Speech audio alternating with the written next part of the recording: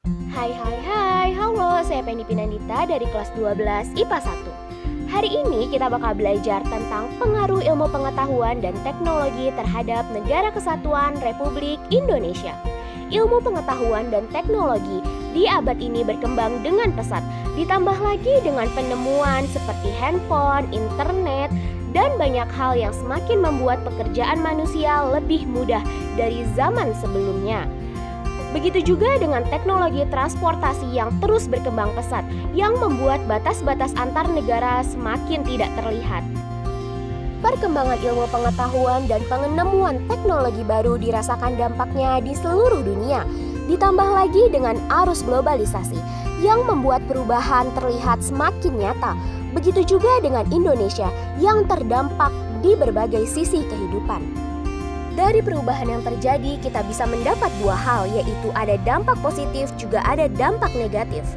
Di Indonesia, pada bidang politik, sisi positif yang bisa kita ambil adalah rakyat bisa mengontrol kinerja pemerintah.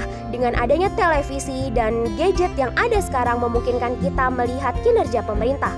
Pada sisi negatif, yaitu penyalahgunaan hakikat demokrasi, munculnya terorisme, juga radikalisme sebagai wujud dari bebas yang tidak bertanggung jawab. Pada bidang keamanan dan pertahanan, sisi positifnya yaitu menguatnya supremasi hukum dan penegakan hak asasi manusia yang semakin terbuka lebar, regulasi hukum yang memihak dengan kepentingan masyarakat banyak, dan menguatnya tugas penegak hukum.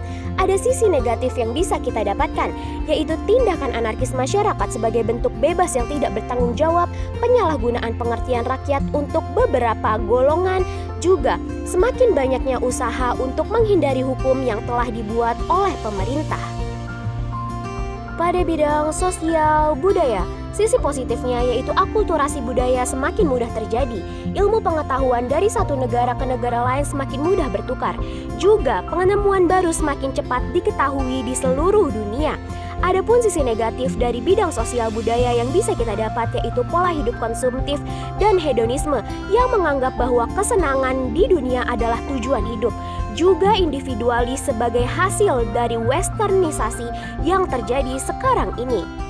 Pada bidang ekonomi, perdagangan bebas memungkinkan investor asing banyak masuk ke Indonesia, tetapi Indonesia akan dibanjiri oleh produk dari luar.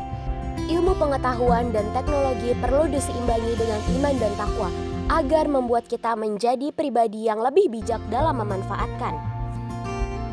Tidak semua perubahan yang terjadi berdampak positif. Oleh karena itu, kita harus menjadi pribadi yang selektif agar menjadi pribadi yang lebih baik.